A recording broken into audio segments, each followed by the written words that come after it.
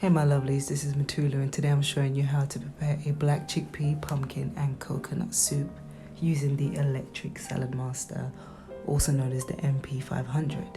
So here I'm working with Blogo banana.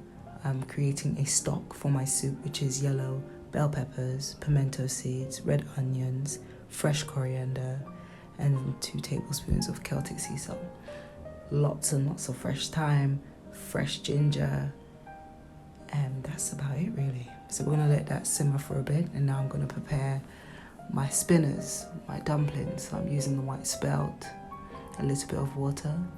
It's gonna knead it very well, and then we'll just spin them and add it to the soup. And there you have it. Now I'm using some fresh, that's a lie, it's not fresh. I'm using some pressed coconut cream. It's 100% coconut, there's no additives or anything like that.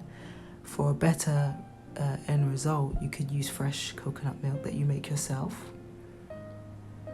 And this is what it looks like after about 35 minutes, 40 minutes. I let it cook down on a low heat in my salad master.